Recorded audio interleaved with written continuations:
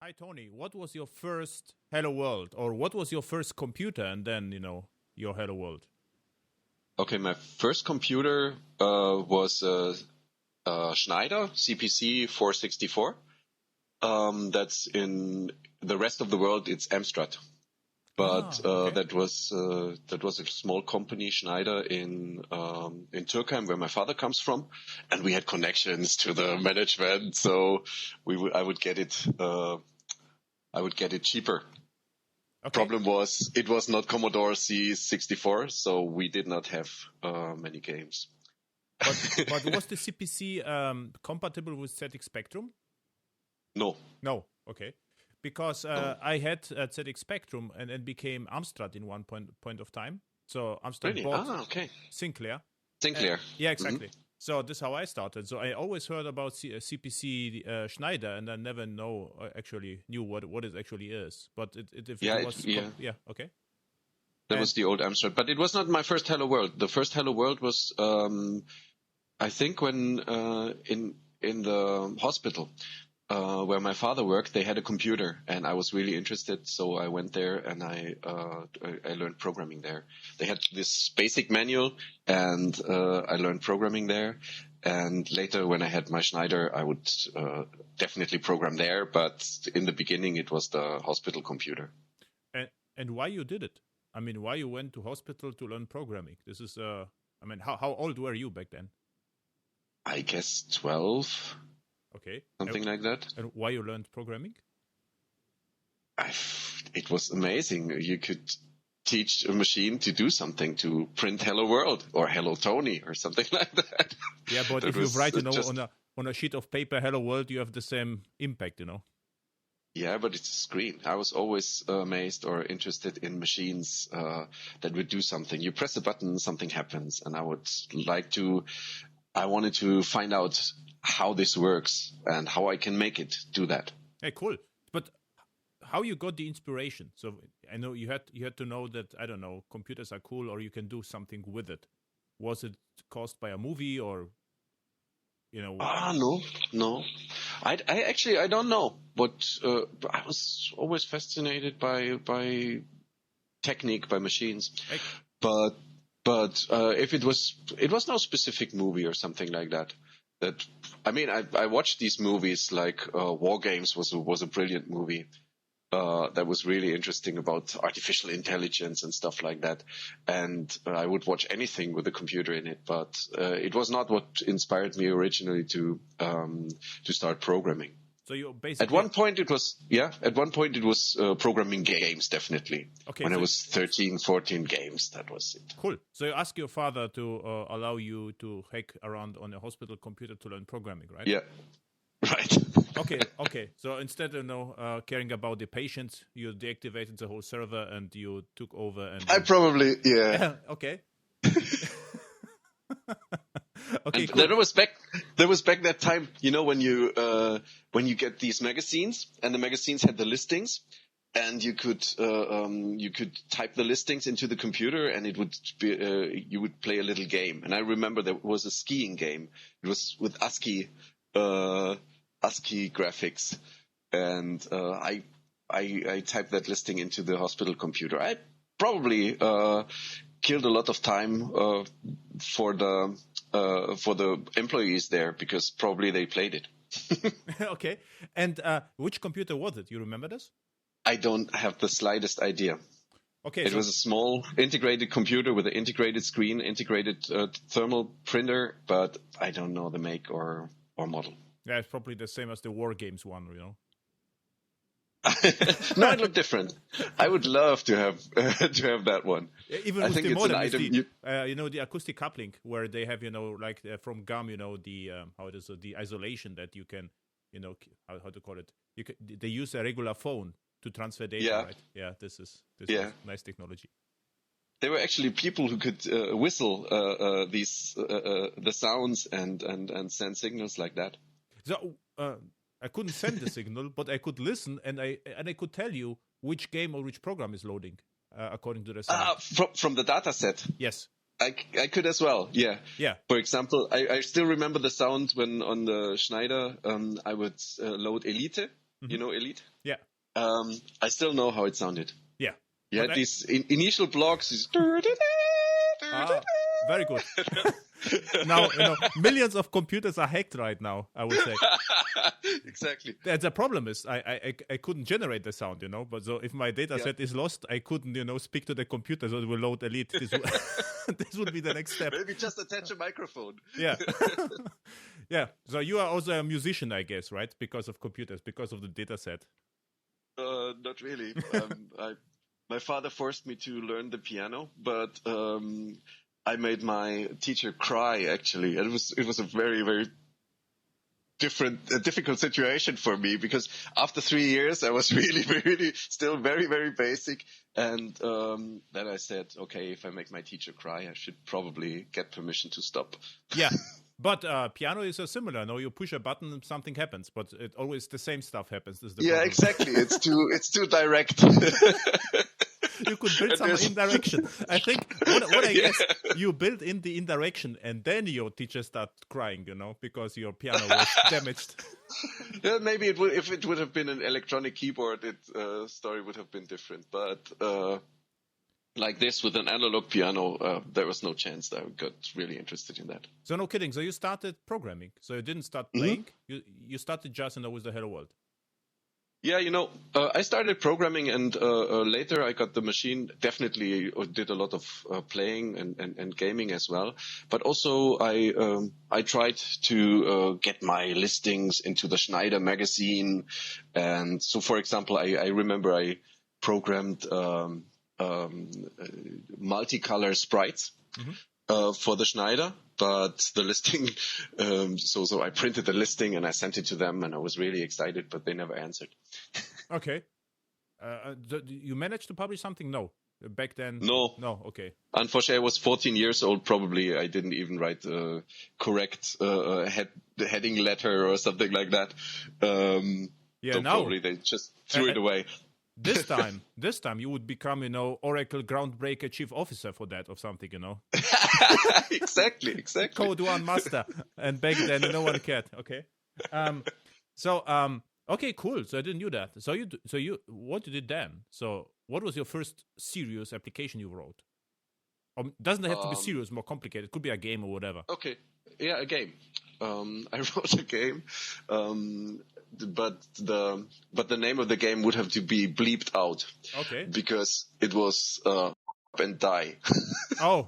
I was a teenager, and that was the phase where everything had to be, and it was a shooting game. Okay, like and I thought it would be something like FML, This was what I thought immediately. If you about it, it was a very similar title. Okay. Okay. And was it? Did it work, or it was just nice title and it just booted?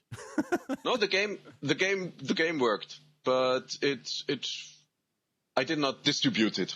Okay. But it worked, and I was really excited about that. So was it ASCII art, or was it really? No. It was with real sprites. Okay.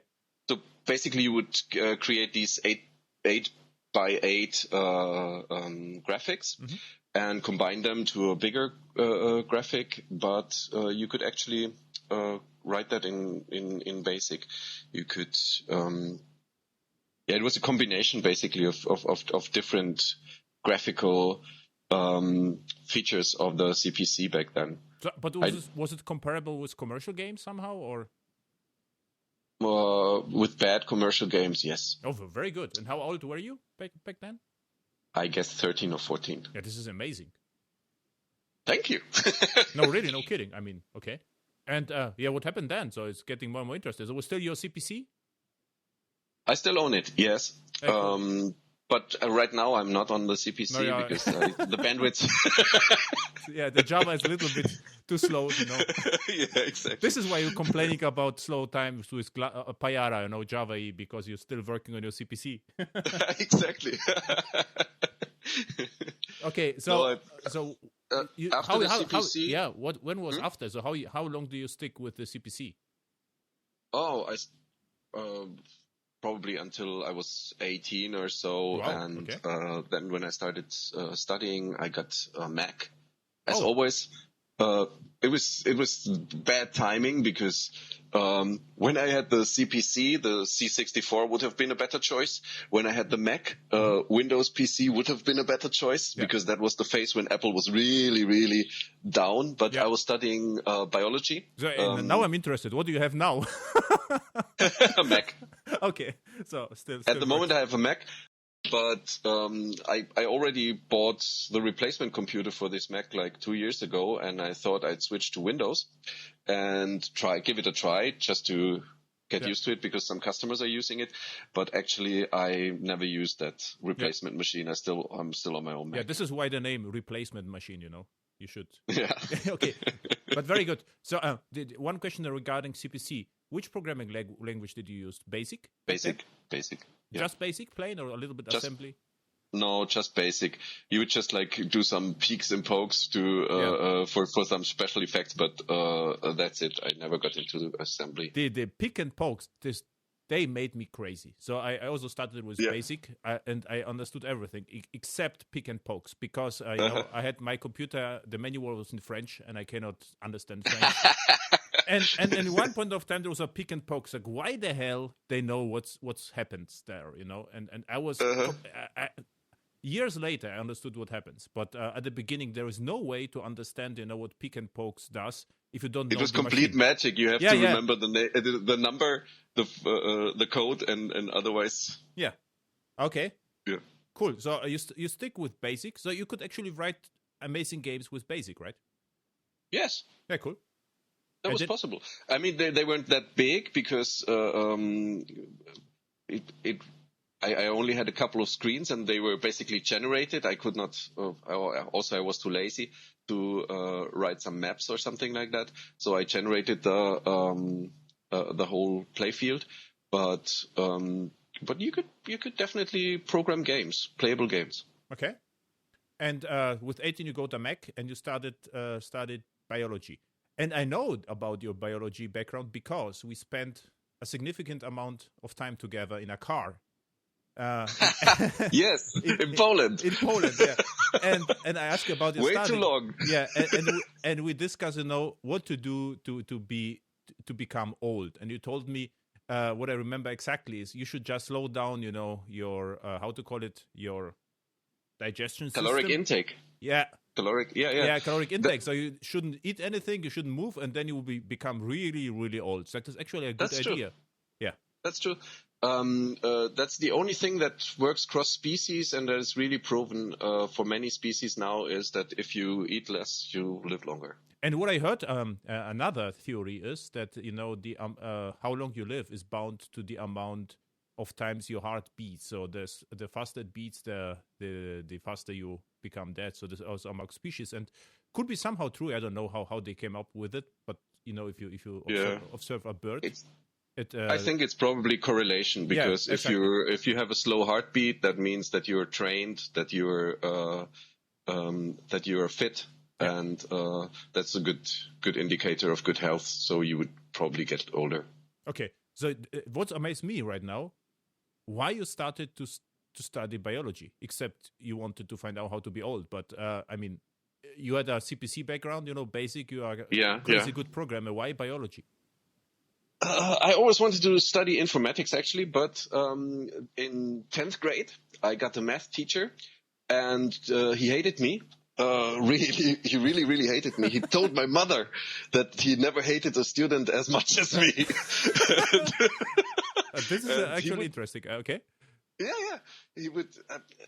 I mean, it was basically. I can understand why he hated me because I made some cartoons of him, and he found them, and that was basically the beginning of the end. So he hated me the whole time, and he refused. I had bad handwriting, so in all the exams he would just give me 0 points because he could not. He really said he cannot read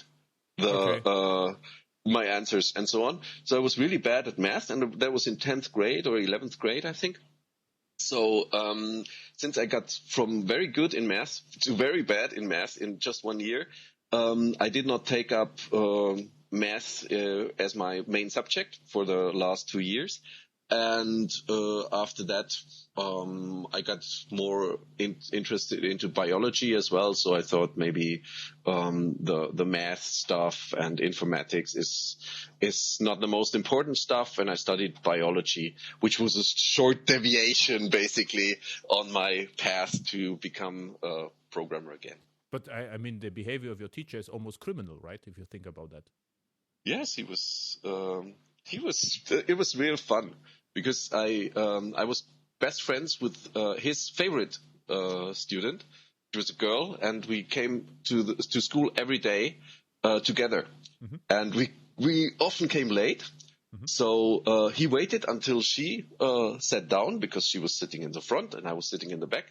And as soon as she sat down, he started yelling at me for coming late. Okay. He was crazy. But I mean, I'm sorry for him. He was a really poor fellow. I think he did not have still live with his mom and did not have much fun in life. So okay, separation of maybe consents, that was his fun. So separation of consents. The girl, and you. That's okay. Sit down. You are nice, and then crazy. Okay, and how you got the interest to biology? I mean, interest in biology was because there was some behavioral books on behavioral biology that I read, and I found that very interesting. Like all these patterns that we have as humans are also can also be seen in animals, and everything is very, very similar, and even complex behavior can be found there. And I found that very interesting and intriguing. And also I was interested in gerontology because I found this problem really interesting, that everybody is getting old and eventually dying. And it is a very poorly understood process. I mean, it's natural and everybody knows that this is happening. But what is actually happening is not really known. And there are over 600 theories on what is the real reason for aging and getting old and dying. But none of them is really proven. And I found it very, very interesting. And I thought I would be the one to solve these problems. So now, have you did any programming work during your biology study, or why you needed the computer then? We did DNA analysis, and in DNA analysis, what you do is you compare sequences, and for example, compare a sequence with a primer you used for enhancing DNA and analyze everything. And for that, you need computers. I did not do much programming then, just a little bit of scripting. But what I found was that I was really, really bad at work in the lab. So what you do in biology is you have an idea, you have a hypothesis, and you want to test it. So you design an experiment, and these experiments are very long because you have animals need to grow, you need to kill them, you need to analyze their DNA, and so on. So it takes many months to conduct an experiment, which is very boring because you have the idea, you want the result, and you design the experiment. That is exciting, having the ideas. But the rest of it, the next 6 months, are really, really boring and repetitive, and everything can go wrong. There are so many parameters, and I was really, really bad because at that, because I would use the wrong buffer, or it was expired or something like that. And I hated lab work. I really started to hate lab work, and I thought, how can I do biology and without the lab work? And the interesting part was actually the work with the computer. The interesting part was analyzing stuff, and computers are perfect for analyzing stuff. So I went back to the university and studied computer science, and started in a company where we did comparative DNA analysis, identifying genes, identifying pathways, genetic pathways, and finding lots of interesting information. We identified thousands of genes, and that was really exciting, actually. So you found your answers in the biology study, or was it a waste of time in your eyes? It was interesting, and the work in science later on with bioinformatics was also very interesting, and we found a lot of interesting information. We worked with pharma industry and helped them identify causes for diseases and stuff like that. So it was really rewarding. Problem was, it was a startup company that was mostly run like a. I meant during your study. So the idea that you studied was, to find the answer, not to get old. And no, I did not find the answer. But you were. Nobody found it yet. No, I know it. But was it somehow rewarding for you to study biology, or you found out that it was actually a waste of time? So that. It wasn't a waste of time. It was interesting. I learned a lot of interesting stuff. Okay, perfect. So you studied twice. So you studied biology and computer science. Yeah. Yeah, perfect. And how long it took? 5 years, 6 years? Altogether, yeah. From biology to I think altogether my study was about almost 10 years. Okay, but this is you have to perfect. 9 so years you have 2 or degrees. So. Yes. Yeah, crazy. Okay, and what you enjoyed more, computer science or biology? Computer science. Okay, so was it applied or was it theory? So what you did, you studied at university? Applied. Okay, or yes. Okay. No. Okay, cool. And where you got better grades? I think it was comparable. Okay, cool. Both equal. And I think we met, if you were at a startup company with DNAs, it was in Munich. I think you invited me the first time, was it? Yes. Yeah, exactly. That was the Netbeans User Group Munich. I founded the Netbeans User Group Munich, and you were the most popular speaker there. We had yeah. Okay. I remember that we had standing room only when you were there. It was a small group, Netbeans User Group, and I guess we had easily like 80 people or something like that in a very small room. Yeah, probably. I still, did some Java work, and this is always popular. This is the problem. Yes. Okay.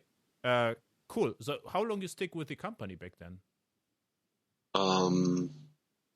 5 years, I guess. 7 years, maybe. But what we now left off. You did some work with BASIC, then some scripting study. Which scripting languages were they? Python, or what you did during your biology study? Python, yes. Python, and then Perl. Perl, okay. And yeah, we did a lot of Perl because Perl is really good at string comparison. Okay. And what happens with Java? So we met after your study. You already knew about Java, so. Yeah, in the study in studying computer science, our language was Java. Okay. And with so which Java version you started? You remember that? Was Java 1, 2? I think it was Java 1. Okay. So I remember that I had to work with Microsoft Java. This was very early. So this was the Visual J++. Yes. We had the. I remember that Microsoft Java, they had some differences in the applets because I wrote applets back then. And Microsoft Java was really annoying because they made some API changes. And so you had to basically care for providing versions for Microsoft Java and Sun Java. Yeah, they did lots of changes. I think they didn't have the RMI stuff. And they of course they didn't like the JDBC, so there were some changes, and then they had to align with Sun because there was some suit going on. Yeah, exactly. And what you wrote with the applets, what you did during your study? What was your first serious Java application? My first serious Java application was actually at that company. I would say it was called the Bibliosphere. And it was a 3D animation that would show connections between genes. So it was like clustering algorithms and literature analysis. What we did was information extraction from large literature databases with like 20 million abstracts of scientific papers, and we would analyze them for gene names and their connections, and we would then do statistical analysis and clustering and show that as a big sphere, 3D sphere, and first in the browser and later in a desktop application. Yeah, that's amazing. And what is your impression of Java? So in one point of time you left, Perl and bumped into Java. You like it from the beginning? You hated it? Yes. I loved it. I loved it. I loved Java from the beginning, and a lot of the guys at my old company were doing Perl, and we had big fights, the Perl fraction and the Java fraction. But I convinced them to use Java over the years, and then I left. Very good, very good strategy. And the company is still around? Surprisingly, yes. It was bought by another company. It got smaller and smaller, and in the end, it got bought by a bigger company. Okay, and they're still doing Java? I don't know. I don't think so, because all the people that did Java back then left at one point because Java was in demand, so they could probably get better rates, better salaries. So we can somewhere else. So we can summarize here. So if company is not doing Java, it's probably because the developers cannot get good jobs, right? This is what exactly. Okay. And if the company does Java, a pattern. And if the company does Java, it automatically means everyone is doing well. Yes. Okay. Very good. So I think you summed it up pretty accurately. I think we should beep out here the whole section. Otherwise, my podcast is going to be marked as explicit, because nowadays you cannot say that. So we have to tell, Java is legacy, boring and slow and hard to learn and whatever. Yeah, it was horrible. Yeah, horrible. Yeah, exactly. It was a horrible time. And there's everyone who left, and they exactly. Okay, perfect. Okay, so this is, and I think the desktop stuff you did with Netbeans then, right? I started without Netbeans, but I discovered Netbeans and the Netbeans platform.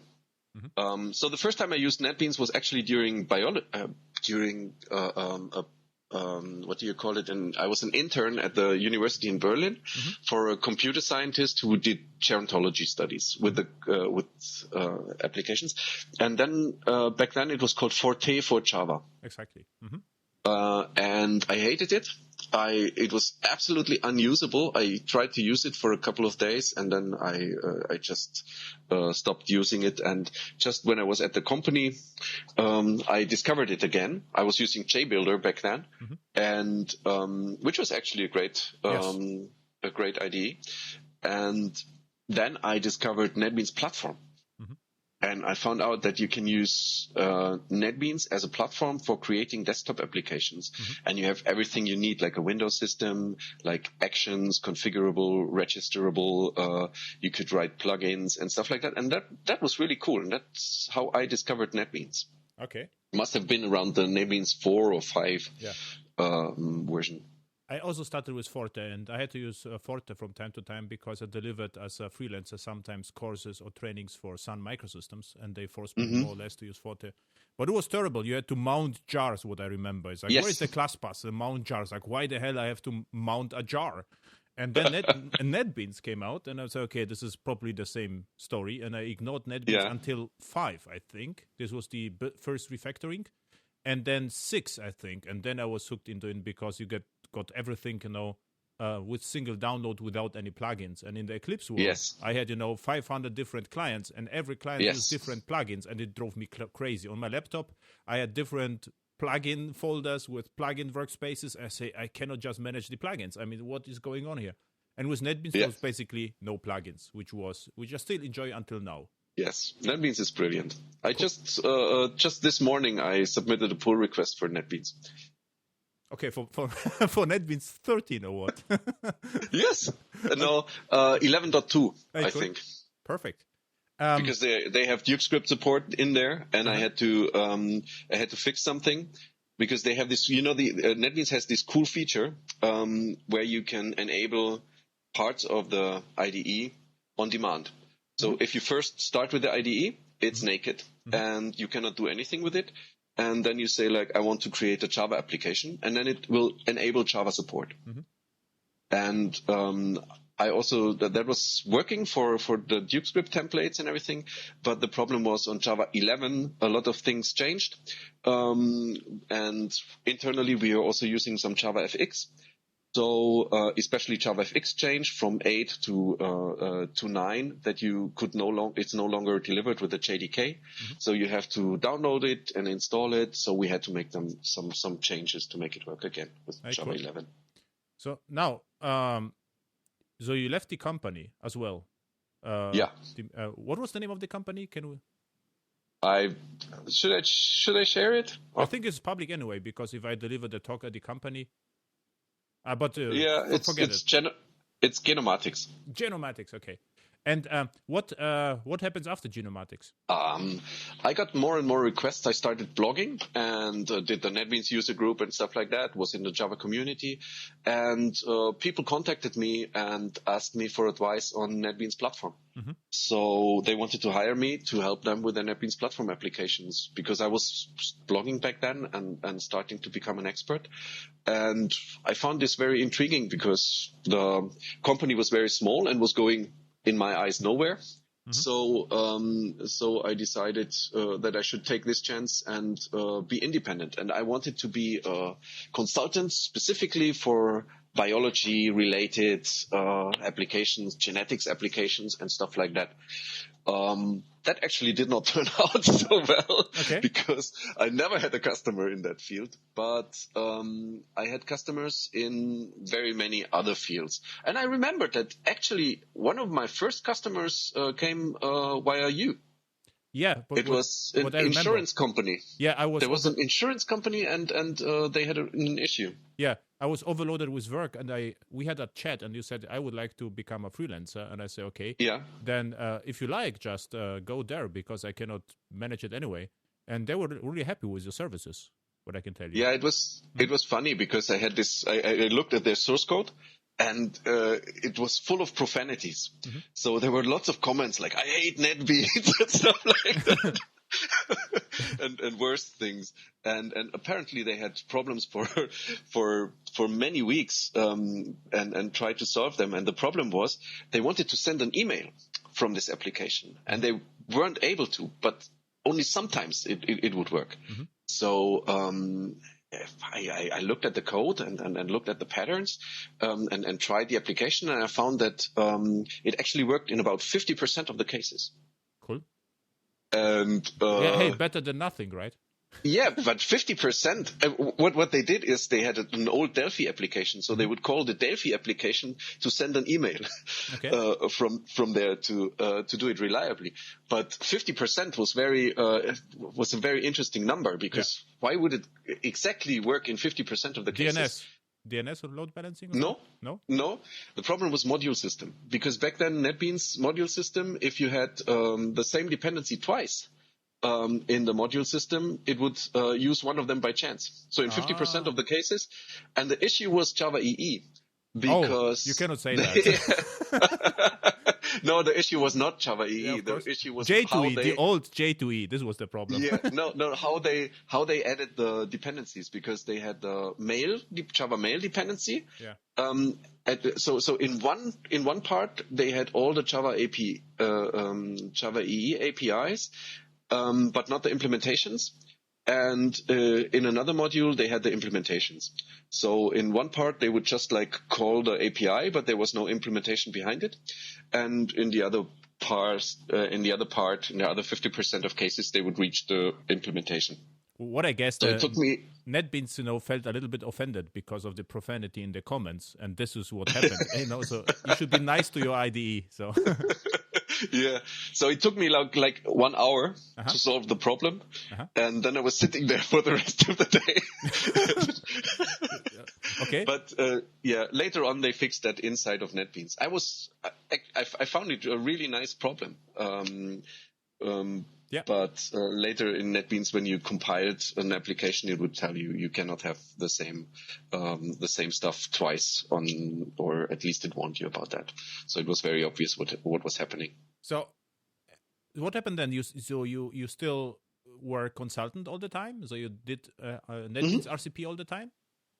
Yes, I did that for a long time. It was used a lot in military and air traffic control and defense-related applications, and I did a lot of work there. And then I started to also do JavaFX and do a lot of JavaFX trainings and courses and stuff like that, and consulting.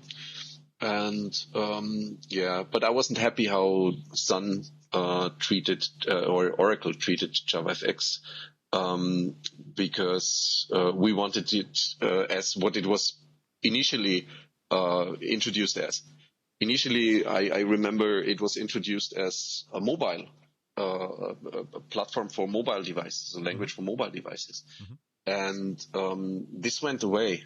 So you had no way to deploy stuff on iOS or Android with JavaFX. And even though they had a team in Prague that developed all that stuff, I think it was in probably 2013 or so, they had this team and they wanted to go to Java 1. And they had all these talks at Java 1 lined up. You could see them in the program about how to do JavaFX on iOS, how to do JavaFX on Android and stuff like that, and even in the browser. And unfortunately, all these talks were cancelled a week before Java 1. And all this work was, the work group was dissolved, and they had to do other stuff, probably cloud. Of course. Yeah, so I was disappointed. Yeah, but the crazy thing is, I guess, at the same Java 1, there was a keynote where they presented JavaFX running on iPad. Remember that? JavaFX? Yeah. Did they do that? Yes. There was the official, Sun or Oracle people showed that JavaFX runs on, either they showed iPad or iPhone on stage. And they say it could be because it was there. It was ready. It was not production ready, but it worked because Oracle have their own way to run Java on iPhone. So they have their own virtual machine basically for iOS, and I think they used it for MAF, for this mobile application framework that they have, and I think they used that. And also, I was but this a is little unfortunate because if this could really take off, because right now absolutely all the other technologies like what we have is Ionic and all the other stuff or React Native are very similar. I mean, you could do the same with Java. There was no reason to know exactly. Yeah. Absolutely. Do you know why the team was killed? I think it was because of MAF. Because JavaFX was free and open source, and I have no idea. It's just my guessing. Yeah, sure. But MAF was there, and MAF was a commercial product, and it was a way of doing basically Oracle Forms on mobile platforms, on iOS and Android. And I think they didn't want to have an in-house competition for that. Okay. This is really unfortunate. That's just my guess. Yes, absolutely. And unfortunately, later the guys at Johann Voss and the Gluon guys picked up the stuff. So basically they built on the stuff that was already there in Oracle, developed by the mobile team in Prague, and made it work on iOS and Android. So now we have the solution, but it's probably like 5 years too late. This is okay. And what you did then? So you recognize, the mobile demand and desktop. So yeah. So what we did is, so back then I was together with Jaroslav Tulach, the founder of Netbeans. We always gave Netbeans trainings for the students of the university in Linz once a year, and it was the group where I met Thomas Würtinger from Graal VM, the lead of the Graal VM team. He was organizing that, and every year we would get drunk and and start hacking and exchanging stupid ideas or cool ideas actually. And Jaroslav one year came and said, I want Java. That was back at the time when everybody threw out the Java plugin from the browsers. And he said, I want Java to run in the browser without a plugin. And that's how he invented Back to Browser, which is a way of, right now, it's transpiling Java to JavaScript, and you can run Java applications in the browser. And I wrote an API for that. Back then, it was for Canvas, for the HTML5 Canvas, so you could actually render write Java graphics code and render it in the browser. Java 2D, and I wrote or what you did? Java 2D?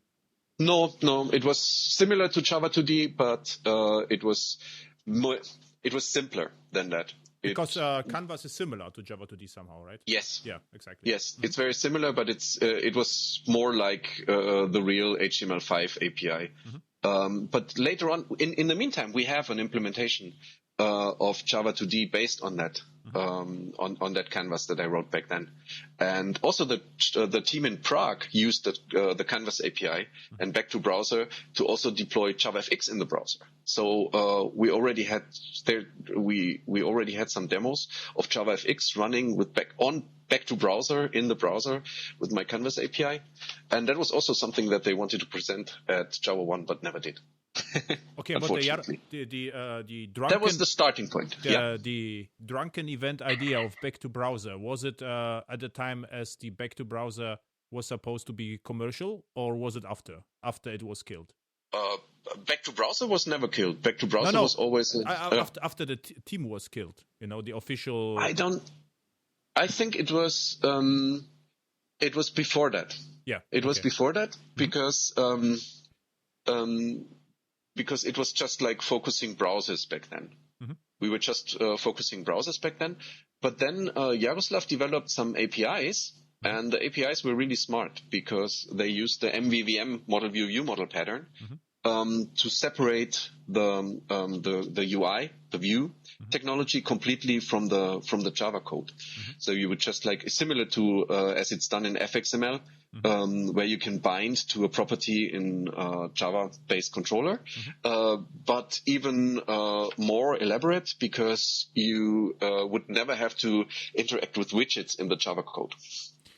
And this API was so good that we said we can basically not only use it in the browser, but we can use it to create implementations of this API for different platforms where a browser is available and a Java virtual machine is available.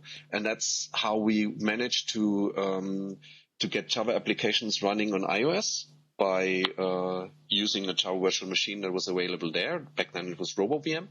And on Android, there is a way of running Java on Android anyway. And we used the HTML components, renderer components there, and combined that. So after that, we were able to run the same application on the desktop, on iOS, in the browser, and on Android. What it means, just to summarize, I would write Java code, and there is a part of machinery which will translate the Java code to JavaScript, so transpiling Java to JavaScript, and this is called, the technology is called back to browser. If I had some widgets, let's say Swing or JavaFX, there was another technology where the widgets, transpiled widgets, of course, but because they have to be available in JavaScript, the transpiled JavaFX and Swing widgets are able to render themselves to HTML5 canvas in the browser. So this is how it worked? No. Okay. It would be possible it would be possible like that. Well, now it's getting a little bit complicated. What you described is exactly how the JavaFX port for back to browser worked. Yeah, this the one that was never released. Yeah, that's exactly how it worked. But we decided. Wait a second, because if you think about this, JavaFX is scalable with CSS3. So if you would, and JavaFX is also renders itself with more and more SVG-like style. So you could absolutely port the whole thing to pure JavaScript. Yes, it's possible. That's, but we didn't want to do that actually because at that point we thought we would need to if we render everything in Canvas, in JavaScript in the browser and on these components in Canvas, it's probably not the fastest way to do things. Or crazy fast. It could be extremely fast. The problem I see is really hard to debug, and you couldn't style the whole thing with CSS because inside the canvas is not visible. That's right. You would have to implement the CSS system on top of that yourself. This would be a huge drawback. So this is why I'm thinking about the architecture. And you said what you did instead. So what you're now talking about is after the failure of the Oracle attempt to deliver JavaFX to the browser, you rethought the whole thing, and now we are talking about something new, right? Yes. What we did then is we said we could definitely port Swing and we could definitely port JavaFX to the browser and all of these platforms, but it would be a lot of work because JavaFX is huge. It has its own scene graph API. It has native rendering on the different platforms, and it has a huge API of I probably think 700 classes or something like that. And we thought we don't want to maintain that. So we said, what else can we do? And back then was the time when JavaScript-based UIs really took off. And we said, why don't we use just what is there and what is complete and what is developed by companies like Google and improved by every day, basically, and just bind it to Java. And that was how we were able to very quickly also, we wanted to very quickly port to new platforms.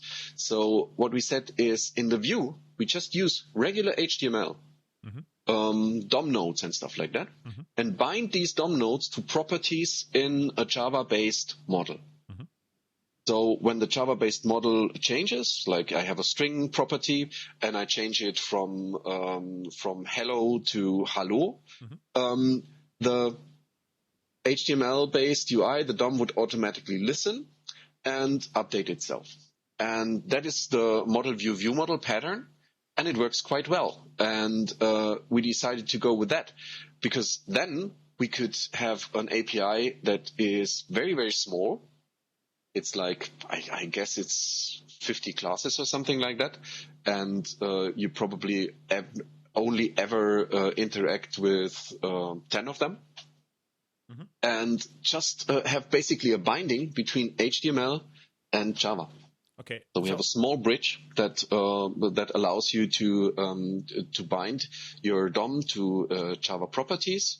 And in addition to that, we also have a way of basically writing JavaScript code in a type-safe manner from Java if you need that. But usually you should not need that. So, okay. So what you're doing right now is, so you can just use your stock DOM nodes, HTML5 nodes, and there is a marker, an attribute, binding. I think I'd look it up. It's data bind, right? So this is data. Yeah, that's data bind. We're using internally the Knockout JavaScript library, which is a very stable data binding library from Microsoft. But you didn't have to do this. So with the data bind, you can just say query selector all, give me all nodes with data bind attributes, and you will get them internally. And the developer writes Java code. It writes the Java functions with the functionality, and then it writes HTML5 code, and there is and the relation between the HTML5 widget and the Java code is a string probably, so you can bind directly between UI elements and Java, right? Exactly. That's exactly how it works. So what you get out of that is you can write your presentation logic in Java, and you are writing your UI code in HTML and JavaScript, right? Yes. Okay. And the benefit of that is that you really have the Java code very isolated, and you can unit test it without starting the UI. And the Java code does not even know anything about the UI.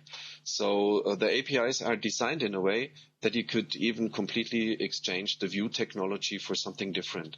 So we also have a version of it running where you can bind JavaFX to our models, or where you can bind native components to our models. But the default is HTML DOM.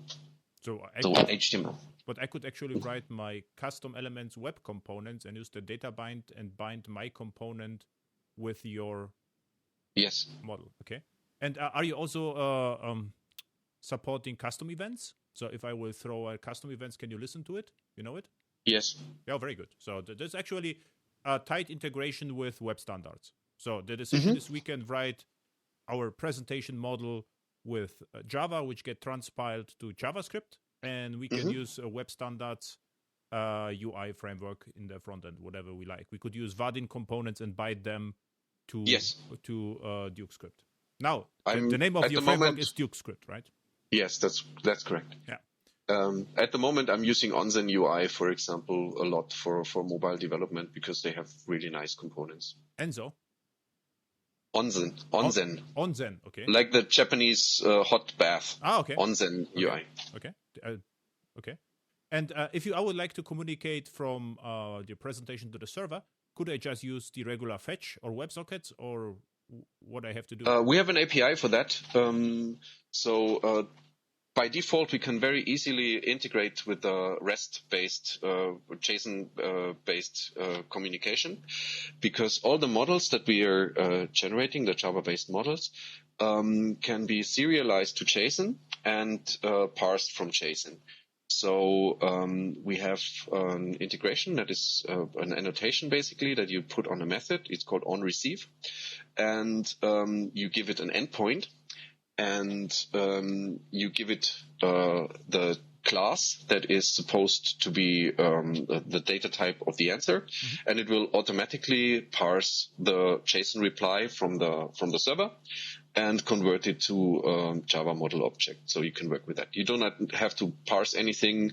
You just declare where the endpoint is. You just declare what the type of the message is, and the rest will be done by the system. So it's more or less remote procedure call. Yes, a very elegant one. yeah, but you can just you are invoking a method in the browser, and the call is proxied and translated into remote call via Jersey, and probably on the backend you have JAX-RS Jersey, which receives that and invokes an annotated method. So it's completely transparent for you.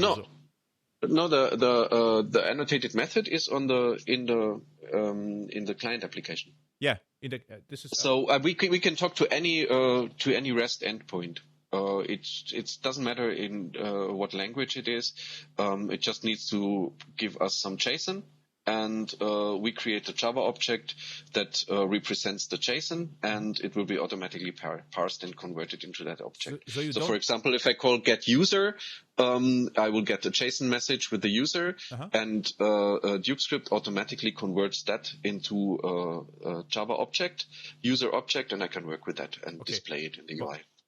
But this getUser is in the browser. The getUser is so the call of getUser is in the browser. Exactly. It's using JavaScript APIs to connect to the server and get the XML HTTP request and get the reply and does the parsing and everything. Yeah, but the server is out of scope of DukeScript, right? Or do you have the server is out of scope. Okay. You can use what we did a lot is we have one demo application where we reuse the same models that we generate from DukeScript, so the Java classes, on the server. And it's a CRUD application where we send users and edit them and so on. So you can see a small Java EE application, and the data object that it uses are the same Java objects that we use in the client. So this is actually quite useful because you don't have duplication. This is what I saw. I saw the CRUD. I generated a CRUD with the archetype, and I saw the server side and client side, and I saw there is remote invocation going on between the client and the server. And but regularly, how you will do? Let's say I have on the server an endpoint. It says get teachers, and I get a JSON object with teachers back. So I will, if you call it on the client side, you will just generate from the JSON script string a JavaScript object. So you can call just teacher.name, teacher.niceness, or whatever, and then in JavaScript the binding happens automatically. So there is nothing to do. You only need to have the URI, right? Yeah, not exactly, but similar. So what you do is you do all of that in Java. Yeah. I forgot about the Java, exactly. So we are a Java framework. So we don't do JavaScript. Yeah, exactly. So you we start don't with need the to do teacher JavaScript object. for It's that. even simpler. Teacher object. Exactly. I create a teacher object, and as soon as I have defined a teacher object, I basically I just have to add the properties that I'm interested in. The other ones will be ignored. If I want all the properties from the JSON object, I just define all of them, and then I create a static method that will take as an argument a list of these teacher objects, and I annotate it with the onReceive annotation, and then in the background via the annotation. I will have a method generated, and I can call this method getTeachers, and it will automatically do all the calls, the REST calls, API calls. It will automatically parse, and in the end, call my static method and pass in the parsed teachers, and I can work with them. So I don't have to deal with communication at all. So what it means, we have two execution environments. One is the transpiled one, and this you have your precompiled teacher in JavaScript, which knows how to read or populate itself from a JSON, and the other one is as a pure Java application, because if you launch a unit test, something will happen in Java, and there you are using properly JAX-RS client to talk to the server, and JSON P probably to deserialize to deserialize the data, and then you have a binding between a type safe interface teacher or Java class teacher, and if you call getName, it is like JSON.getString.name, right? Something like this. Yeah. What we do is we have different implementations of this onReceive annotation, and it depends on the platform. So if you run the whole application in the browser, then everything is transpiled, and we use XML HTTP request. And if everything is running on the desktop, then we basically run the Java code really in hotspot, in a real Java virtual machine, and only the JavaScript part and the UI part is run in a browser component in, for example, JavaFX WebView. And so the implementation is based on Java there. So it's different from the implementation for the browser. So this onReceive basically abstracts away the communication with the server, and it's implemented different for the different platforms. Yeah, exactly. But if in a unit test, you don't need the JavaFX part at all. No, because exactly. The teacher service would be headless. So there is just the binding annotation, but nothing else. You can launch it. And then you can talk with the backend, test everything with unit test. Does is your communication working? And then you can decide which rendering framework are you using. Exactly. Cool. How old is the Duke script? So you started Duke script immediately after the project failed at Oracle, or what was the start? I think it was it was started 2014, I think, or 2013, something like that. Because I think in 2014 we won the Duke's Choice Award for it, and I would have to look it up. Cool. So you got the huge Duke as a trophy. Yes, I have it. Yeah, cool, perfect. And it's in a box right now. In the box? Yeah, unfortunately. Pure Duke. I'm renovating, so it's in a box. So you get a new Duke script headquarters. Yes. Okay, and how you earn your money right now? So you stop delivering trainings, right? Or do you have some trainings still going? I do some training sometimes, but way less. So I will do a JavaFX performance tuning training in Zurich in December at the JavaFX days. But other than that, I'm not doing many trainings at the moment, maybe 1 or 2 a year. I'm still doing some consulting. I still have some Netbeans platform customers actually that I work with. And I have a new startup where we develop applications, and these applications are written in Duke script. Cool. And what's the name of your startup? The new startup is Smart Access Solutions. Smart Access or Smart as Solutions? Smart access. That's actually not bad. Yeah, smart S solution. This would be actually. It stays with you. So it's really a memorable name. I would do a counter startup, smart S solutions, to compete with you and see what sticks better. Good idea. Yeah, and you do just DukeScript then, and you are of course I think you're also implementing new features in DukeScript, right? Yes. So what would be one of the killer features what you're thinking about implementing in the next release? It doesn't have to be killer, major or nice feature. One of the things that I have lying around for a long time is called Amaron UI, and it's native components. So for iOS and Android. Direct binding to JavaFX. It does all of that. So instead of using HTML, I can use a description language. It's similar to React Native. Okay. So you have your own format. It's a JSON-based format, and you can define your UI in that, and it will create native components on each platform. Okay. And that would be nice. I think it would be a killer feature because it allows you to render everything at native speed, and the application will be definitely a completely native application, and it's the same code for at least 3 platforms. And that would be really nice. And it's working, but I have the same issue that you have with these native frameworks. The UI is different on the different platforms. Like iOS has no back button, and so there are lots of small differences. And to find the common ground without restricting the user too much, that is the actual issue.